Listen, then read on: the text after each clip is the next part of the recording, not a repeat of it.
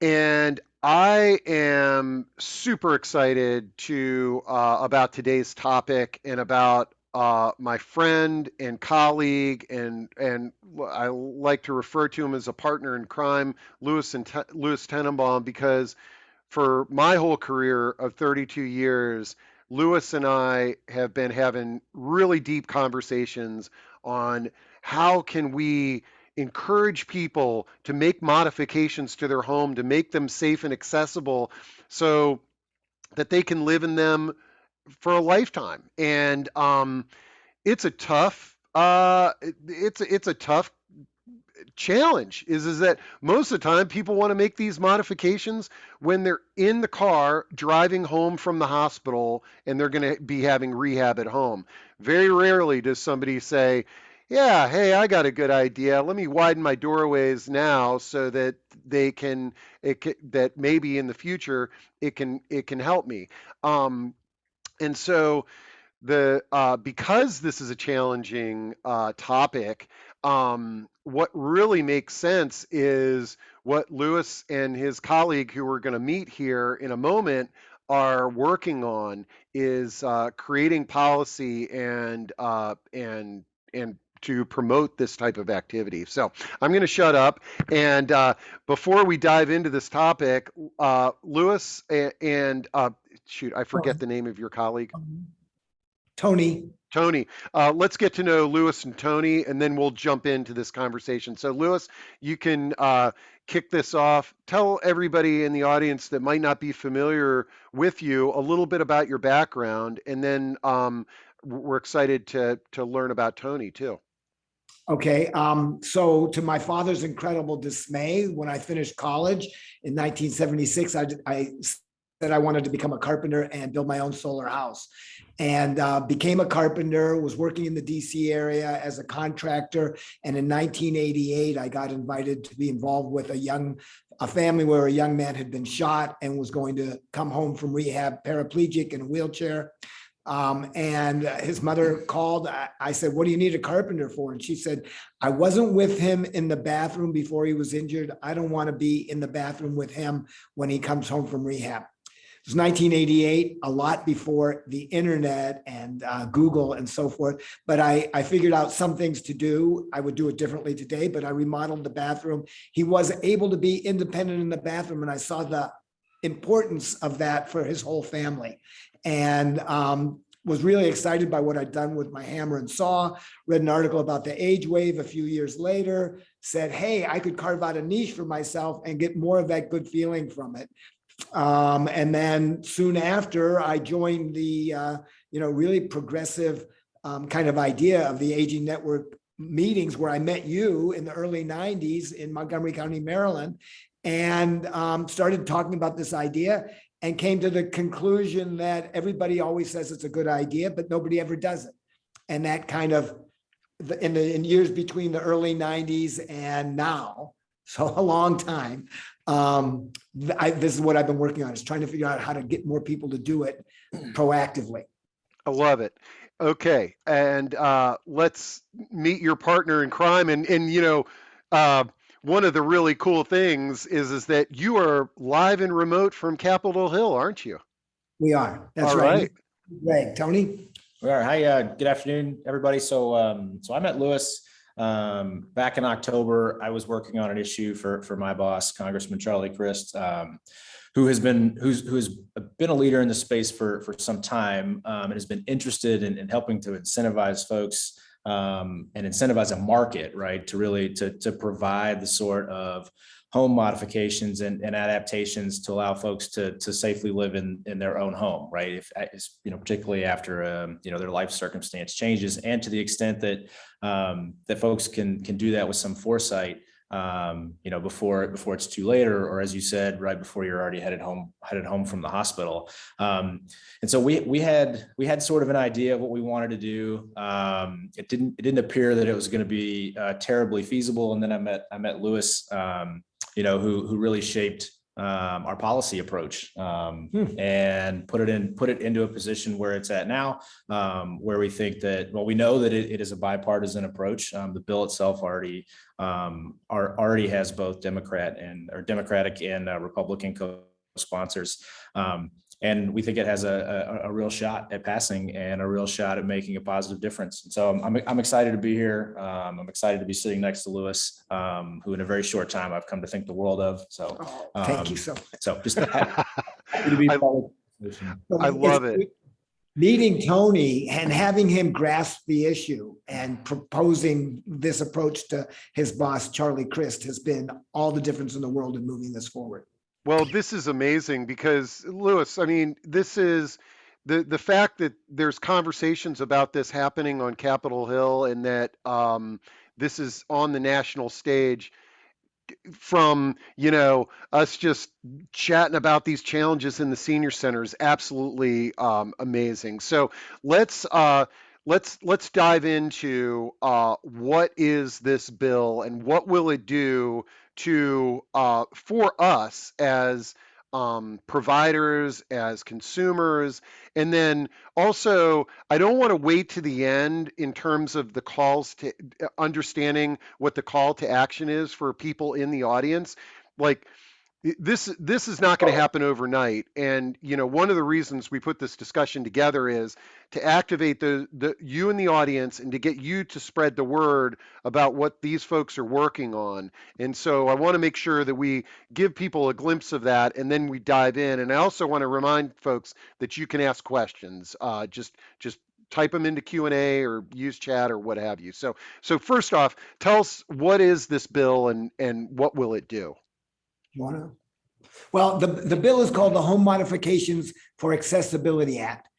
It's number HR 7676 in what is, I think, the 117th Congress.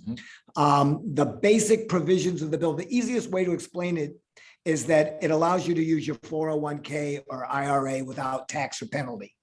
Now, that really only applies to people under 59 and a half, the non-penalty part, because above 59 and a half, you don't have a penalty for early withdrawal. But having that provision in the bill really kind of makes it about this proactive piece, which is so important. Eligible expenses, and there's a whole list of them, basically about structural modifications to your house. Eligible expenses can be deducted from your income. So if it's deducted from your income, and this is above the standard deduction, it means it lowers your income and then it lowers your taxes. Now, so since we see that taxes are on average 20%, it would lower the cost of this project by about 20% as it lowers your taxes.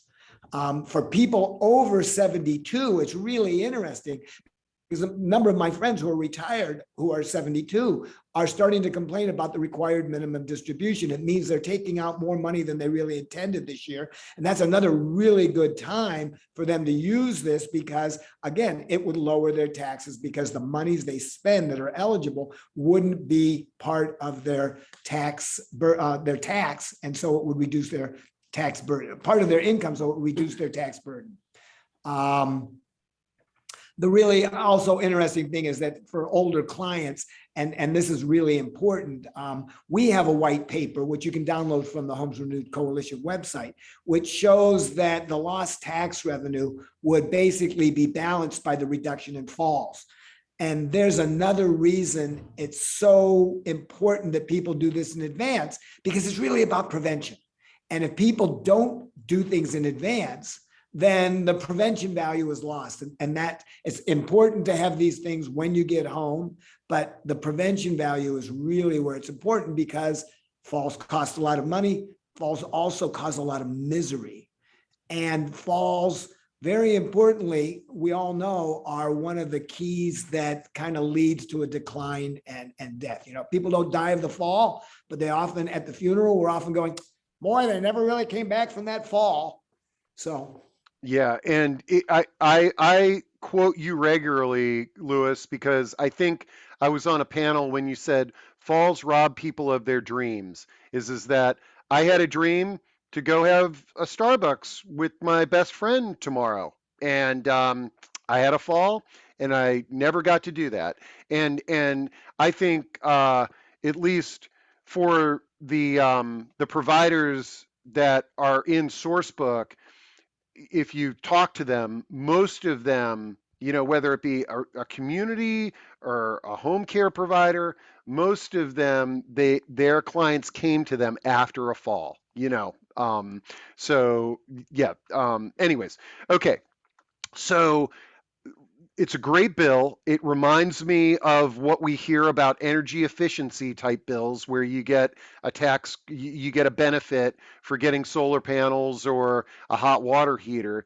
Um, I can, we're going to dive into this, but what can we do to make this bill happen? What things, for those of us in the audience, can we do to make it happen? Well, I think best if we let Tony kind of tell us where it is, and Okay. then we'll explain why it's important, the task that we have, the role that people can play. Tony? Okay, great. Yeah, so the bill was introduced earlier this year. Right now it has a total of 3 co-sponsors, and it's with the Committee on Ways and Means, which the Committee on Ways and Means handles all tax bills. So the bill is essentially awaiting, and I apologize for those on the call who may know more about this than I do. So if it seems like I'm making it overly simplistic, then I apologize. But the Committee on Ways and Means will do what's called a markup. So they'll look at the bill content.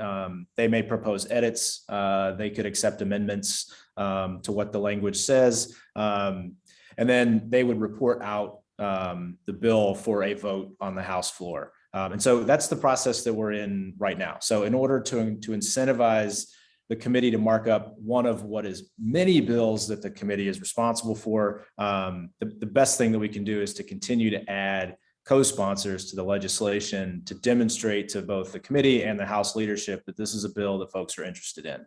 And so as you look to advocate for this piece of legislation, doing so with your local representative, a meeting, an email, a letter, and I know there's a number of resources that are available to help folks to do this outreach.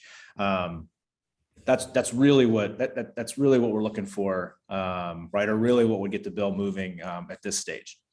Okay, great. And I see somebody dropped into chat some resources. I'm going to drop in something right off the HomesRenewed website that helps people find their congressman.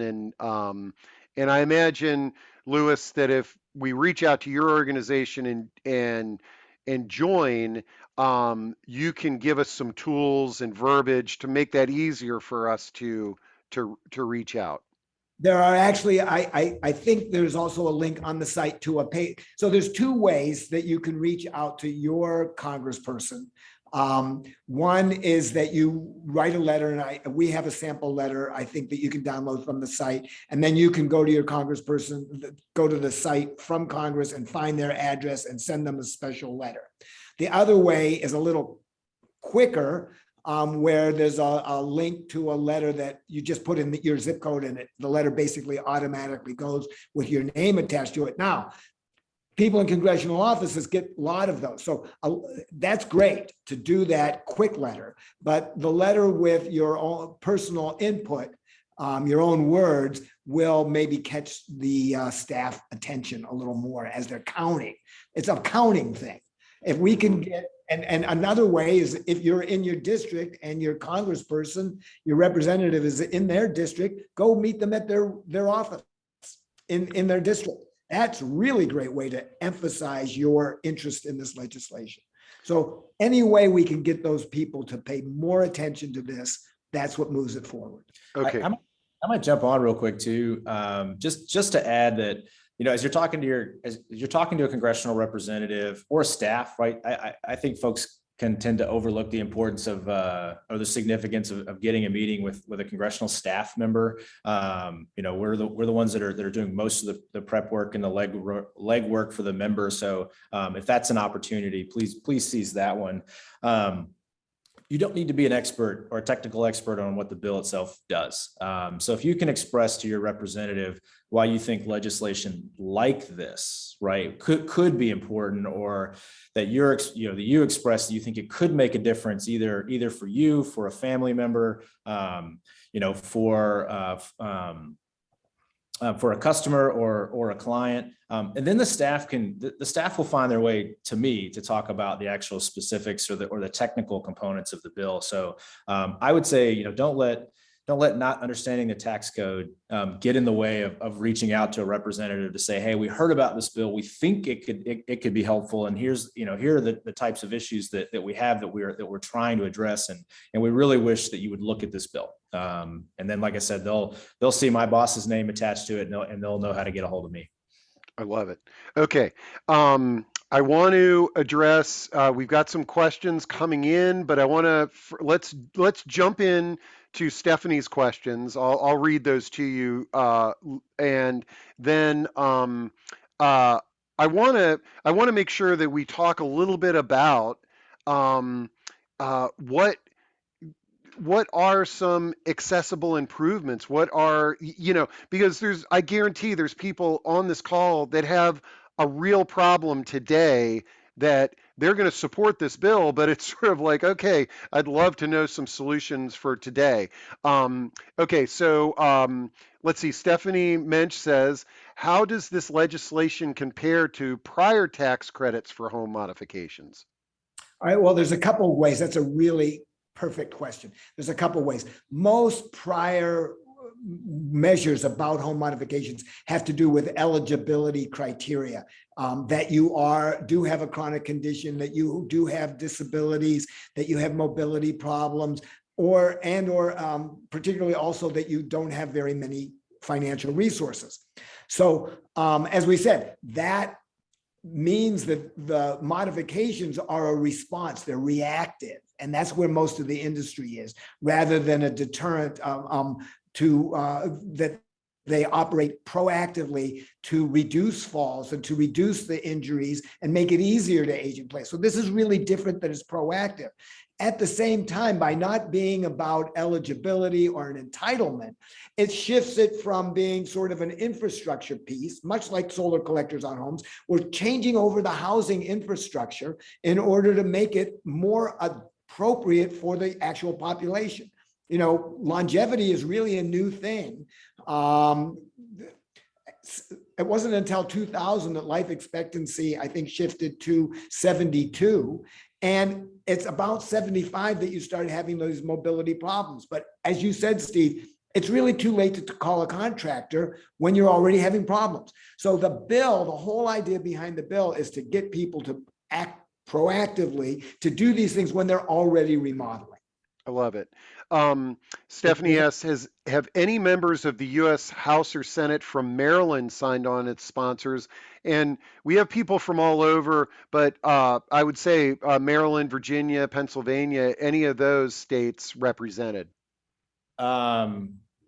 Pennsylvania. Yep. Okay. Someone put up in the chat too who the representatives were. So that's it's Charlie Crist and Tom Suozzi's bill. They introduced it, co-leading it together. Suozzi is New York's 3rd district. Crist is Florida's 13th, and Dan Muser has since joined in Pennsylvania's 9th district. I'm going to double check that real quick, but yeah. Okay, 9th. Great. Well, for all of those in the audience that are Maryland and Virginia and in other states, this is a great goal for us, is to see if we can move the needle here for this important bill. And then she says, where is the legislation in the process? Is it likely to be added to any bigger legislation going through? Stephanie, you really know a lot about politics. I'm very impressed here. So we're working right now to try and introduce what's known as a companion bill in the Senate. So my office is working with a number of other Senate offices, and Lewis has been in contact with Senate offices. I won't speak to his engagement, but but essentially we're trying to get a bill readied in the Senate for a later series of markups and of retirement bills that we're expecting to happen later in June. So that would be in terms of what other legislative vehicles might it be attached to. There's a possibility in the Senate. As it stands right now in the House, this would have to move forward essentially on its own. Okay, and then her last question, but just so everybody knows, so Stephanie, and she wants to know how she can get involved with this, because she's made her home accessible, and she's got two older homes and an older condo apartment, and so she's looking at it from a consumer and a landlord perspective, but has similar legislation been introduced or adopted by state legislators? So that, I guess, what you all are talking about is a federal bill, but are there state and local bills and initiatives that? There are state and local bills in a number of places. They range from, visitability, which is big in Bolingbrook, Illinois, and Pima County, Arizona, and I think also in a number of cities in Texas. There's a lot of things like that going on. There are the Medicaid waiver programs that exist in a lot of places, which pay for modifications. But again, you have to be of very limited resources and chronically ill, pretty severely ill to usually take advantage of those things. There's Design for Life Montgomery, which I worked on for many years, which is a pretty progressive bill, local tax, state tax rebate of some kind in Maryland, which doesn't get much play. Not many people use it. It's a little difficult. Part of the really important thing about doing this federally, and it's in that white paper I mentioned, is that because of the falls prevention, which is mostly paid by Medicare, 75% of those costs are borne by Medicare. That's where the real balance can come from the lost tax revenues. So it's really important to look at legislation, not just as, and that's what I'm saying, it's not an entitlement, it's not eligibility. It's not only about people who have a severe need, it's about our housing infrastructure and about us. And as Laura mentions in the chat, her knee replacement's getting better, but I mean, those three dots speak a world. I'm getting older. It's different every day. And when push comes to shove, I don't want to be forced out of my house. And if I can get in with less steps or easier steps or a better railing or better lighting, all those things can make it easier for me to make the choice I want to make, that everybody wants to make, and make it stick. That's what it's about to me. It's about making it stick. I love it. I've got some questions on the bill, but I want to just pause on the bill talk and get down to brass tacks, because in comments I see that Laura says, I have issues with my stairs after a total knee replacement. It's getting better, but I want to just pause and Louis, put on your safe and accessible remodeling hat as a solution. What are the solutions for somebody like Laura? And let's tie it into the bill, the solutions today, and then if this bill comes, what would the world be like for Laura? That's a great question. So the areas that I think are important are how you get in and out of your home. And that's safe from falling, from parking, from public transportation. Is there good lighting at the door, or is there a good railing? Is the knob easy to operate? Is there a light on the keyhole? That's something I have a problem with because I'm reluctant to keep my light on when I leave in daylight. How do you move around within the house? And that can be using stairs or not. And we know that there are stair glides, for example, those chair stairs, and there's elevators and lifts, but there's also just maneuvering spaces. If you have to roll around, maybe even for a short time in a wheelchair, can you make the turns in your house? Is the lighting adequate? Is the switching adequate? And that's upstairs and downstairs. How do you get into your bedroom, get into the bed, get to the storage in there, get out of the bed? Is there a good path to the bathroom? How is the lighting on that bathroom path? Is it low enough to give you a good light, but high enough to give you a good light, but low enough not to cause your eyes to react too quickly? When you're in the bathroom, how do you use the tub or shower? How do you use the toilet or commode? How do you use the sink? Is the lighting there? Where is the storage? Is it adequate? When you get to your kitchen, storage, can you get to the pots and pans and things you use regularly and to both cold and hot storage? Can you sit maybe to cook? Why does Thanksgiving need to mean sore feet? Can you cook easily? Can you take your meals there well? Is the lighting good at the table? Is the chair that you get to sit in and out of at the table good and adequate, giving you good support and also easy to get out of? Where do you deal with your bills and your mail or your email, and how do you even sort your mail and get rid of the stuff?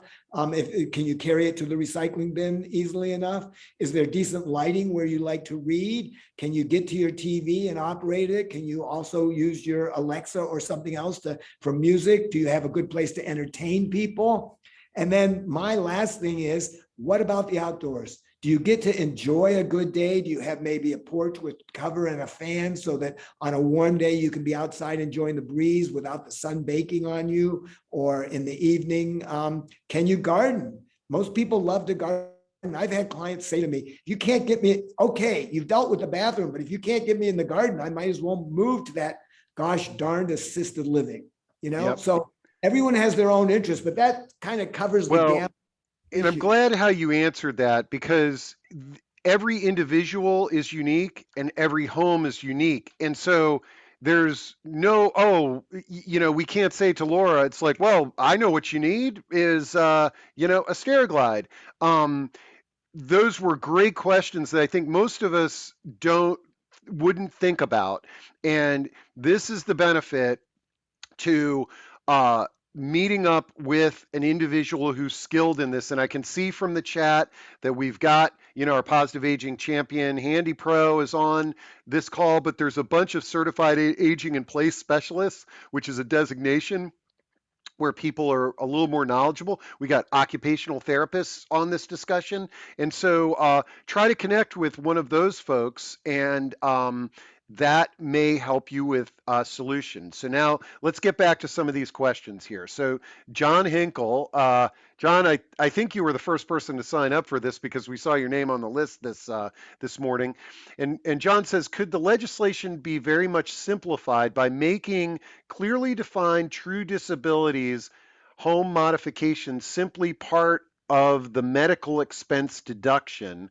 And then he says, my point is the cost of the home modification in any particular year would easily put the family over the 7.5% threshold for a deduction. I hope you two understood that question or statement that John made.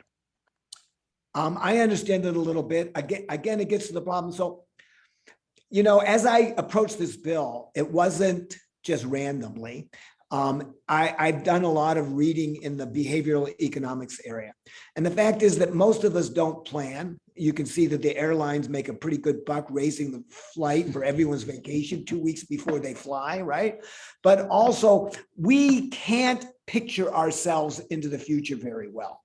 So if we want this to be about proactive and preparation and avoiding falls and avoiding those miseries, then we have to have some way. And it's very difficult for us to picture ourselves into the future.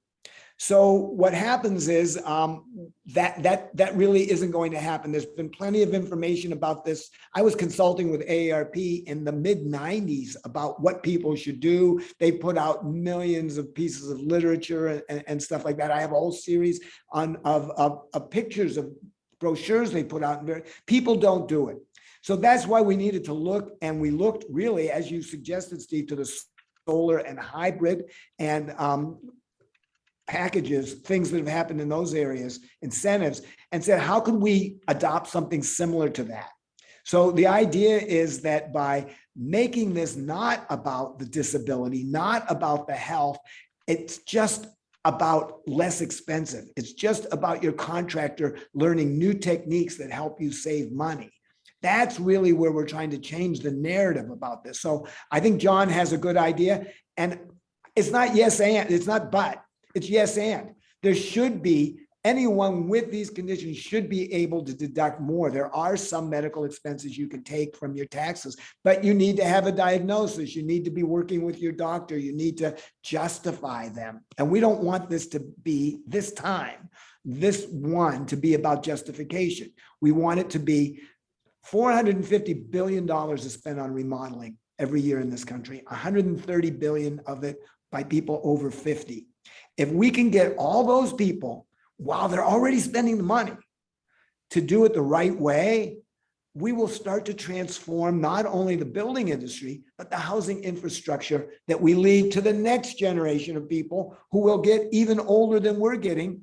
And it's not going to be perfect. You're still going to be old when you're old, you know? I love it. Yeah. And yeah, you think about most of the people, I bet, that have solar panels on their house now did not go out and just say, hey, I'm going to get solar panels. The reason they thought about it was that there was this incentive. And no matter what the incentive is, it got them started here. And then they saw their neighbors had solar panels. And wouldn't it be great if that's what we were talking about with safe and accessible design? Someone says, I please. told you already, Steve, I told you already, when I got out of college, I wanted to build my own solar house. I did build solar houses, but I put solar collectors on my roof when I got the tax break. So it really works. And in Maryland, I don't know if you know, there's a 5-cent bag tax, right? Grocery bags. I've never seen behavior change so much as the 5-cent bag tax. And it's not the nickel, because I don't want even if I get a quarter in change, I pay for almost everything with my ATM, with my phone, right? Parking and stuff. I don't carry change. When I pay occasionally with cash and get change, I don't even want the quarter. But try to get me to pay for that nickel off of the bag, I won't do it. So there's something really important about human behavior and this type of nudge that we're appealing to here. Yep. Sorry. Okay, so let's see. Someone says, please confirm the provisions are required minimum distribution from IRAs. Are you saying that it reduces tax consequences from required minimum distributions? Yes. Yes. If you, if you're taking the required minimum distribution, which maybe boosts your income, this is at past age, what, 71 or 72, boosts your income beyond what you were expecting to use that year, because you have other pension monies coming in or other things. Now that money makes you pay a little higher tax than you were expected to, because you have more money than you were expected to. And this would reduce that income by the amount of the eligible modifications that you pay for. Great. A real life solution. I dropped into chat. John Hinkle is sharing with folks that long-term care insurance policies have a home modifications benefit. Many of them do. So make sure that you look into that if you're looking for resources right now.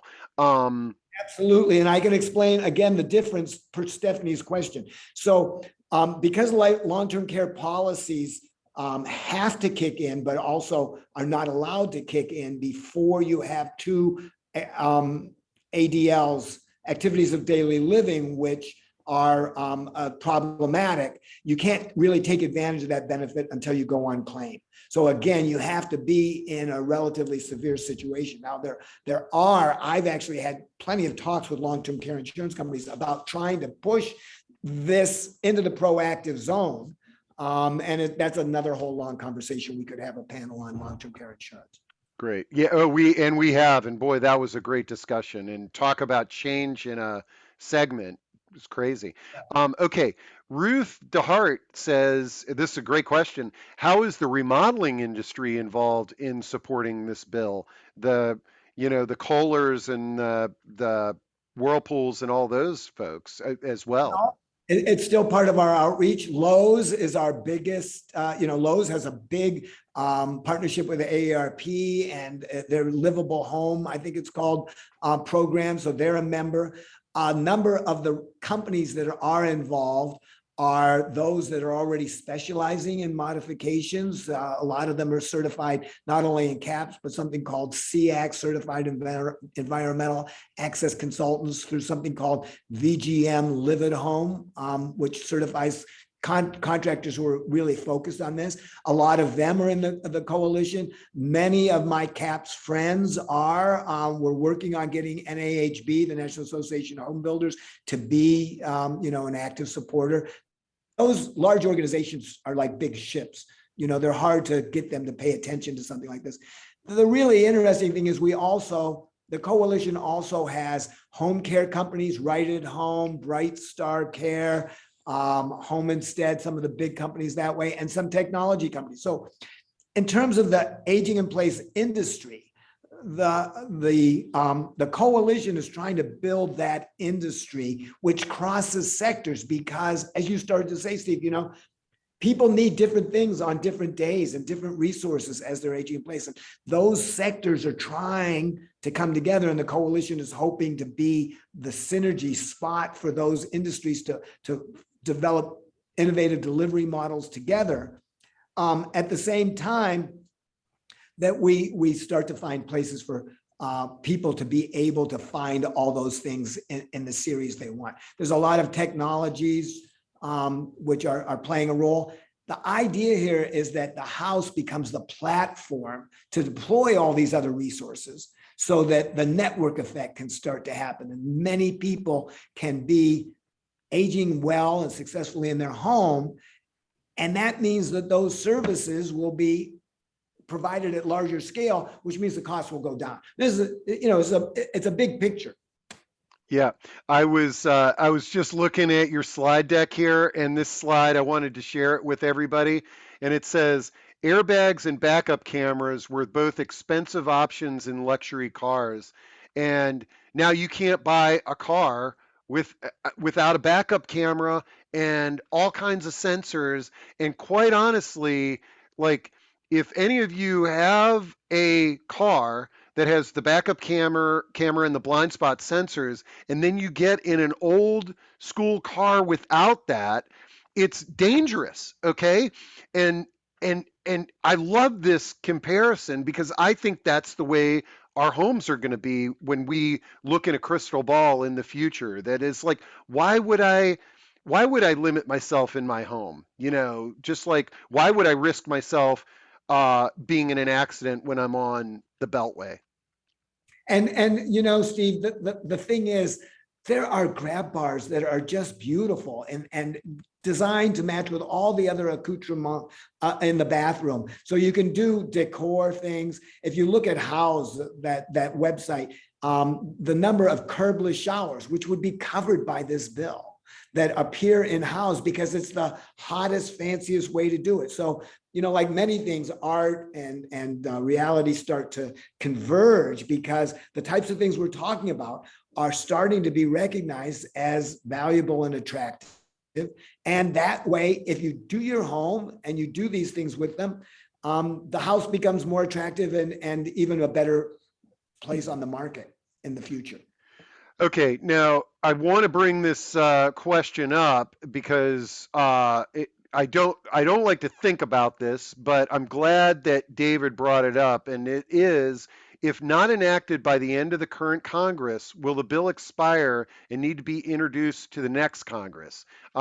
So what are sort of, how does this work? But it also speaks to the importance of the Homes Renewed Coalition, because the Homes Renewed Coalition lives on no matter what happens with this initiative, and it's the driving force to make this happen at some point in time. But can you all share a little bit about what's the sense of urgency and what can happen here?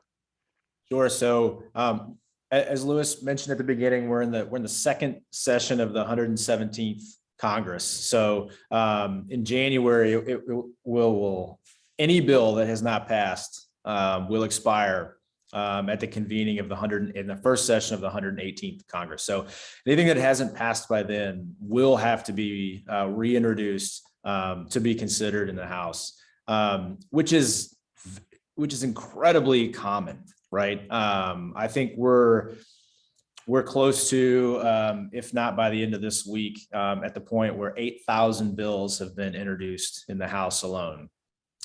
We won't pass nearly that number. And many of the bills that passed this year are several years or even several Congresses in the making, right? So it takes time, in some cases to build, large coalitions of support in order to bring some of this legislation to the floor.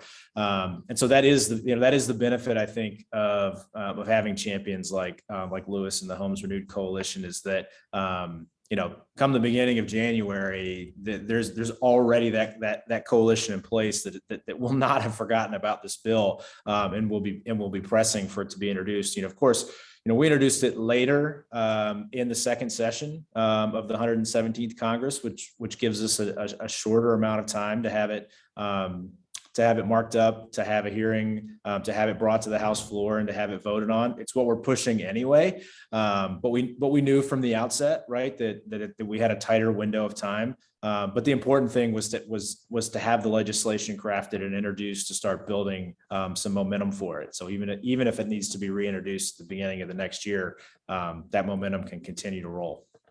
Great. And Arlene, I love your comment in chat. And she says, I needed one new toilet 10 years ago, and I decided to get both bathrooms done and get higher toilets installed. I'm so happy that I did it.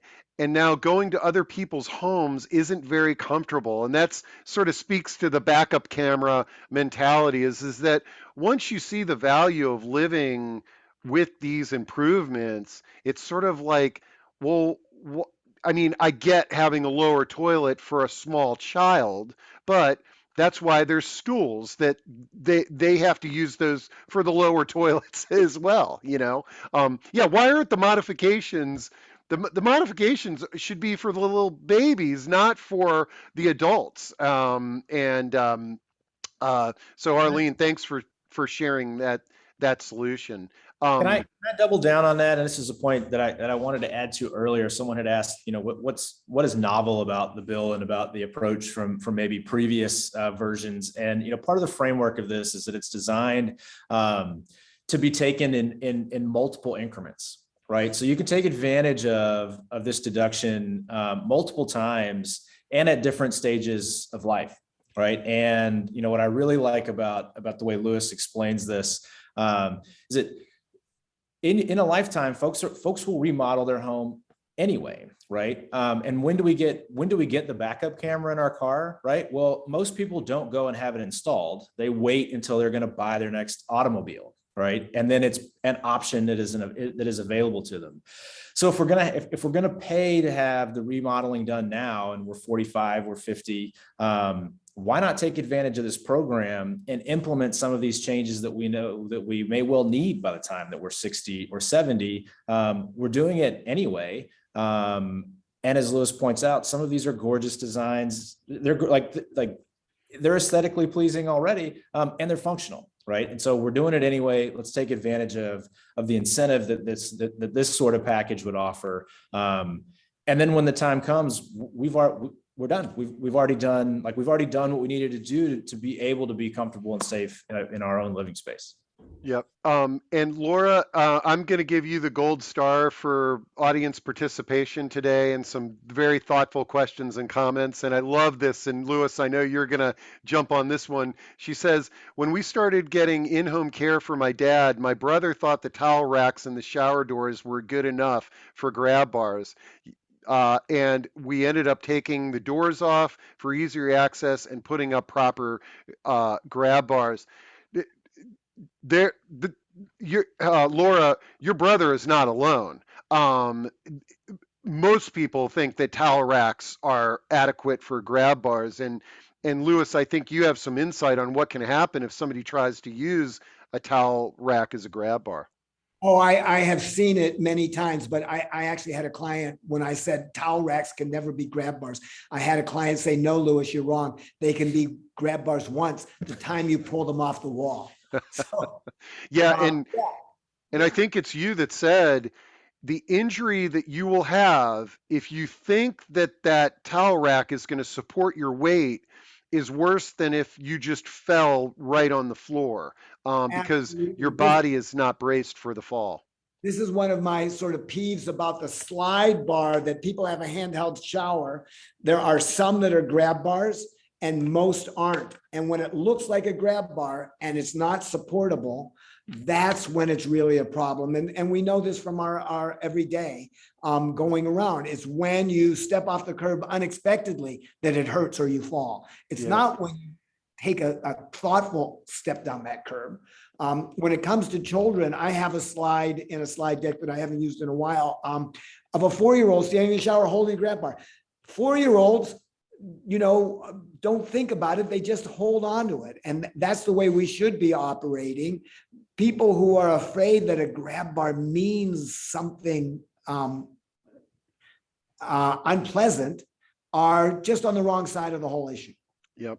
Now, I quote you a lot, Louis, because we spoke on a lot of panels together. And since we're talking about grab bars, one of my favorite quotes, and I'll see if you remember what you said, was we were giving a presentation many years ago, and somebody said, well, how do you know where to put grab bars? Do you remember what your response to that Well, was? I say you put a grab bar where you're going to reach when you're about to fall. That's one. And the other is in people's homes, I look for dirty places on the wall, Yeah. a loose doorknob and things like that. And because they're already putting their hand there, I don't want to change someone's, muscle memory behavior. I want them to do just what they're doing, but more safely and securely. So Yeah. you find that dirty spot on the wall very Yeah. easily. No, that's where somebody reaches out as they're trying to get out of the shower for a handhold. You're like CSI, you're looking for fingerprints. That's what you're looking for. I had to And write a mystery. yeah, and actually that also kind of leads into another thing that people need to understand about this type of remodeling is, like, a lot of people think that the only place a grab bar can be installed, like where we see grab bars is in the hospital and public restrooms, and you think that that is where they have to be. You can put grab bars, you can put faucets, you can put outlets anywhere. And another thing that you taught me, Lewis, was electrical outlets. Is that everybody thinks that it's a building code that they need to be this far from the ground, but why are they this far from the ground? Well, it's usually the length of the electrician's helper's hammer. Yeah. So the electrician goes into a room and says, put a box there, put a box there, put a box there. And the guy takes his hammer and he marks the wall and puts them all at that height. But there's no reason for it at all. And it's a problem when you have to lean down, and it's why cord ends come off, because we try to pull the cord without leaning all the way down. If you make the cord, the plug at an easier height, it's easier to plug it in and it's easier to pull the cord out safely. Similarly with light switches lower, if you have arm, elbow, shoulder, how many of us have shoulder problems by this age, right? If you put the light switch lower, then it's just easier to reach. Great. There's all kinds of these things that are what we kind of call collateral benefits, in the same way that curb cuts are meant for people who have mobility problems. But we all use them for suitcases and wheelchairs and bicycles and stuff like that. In the same way that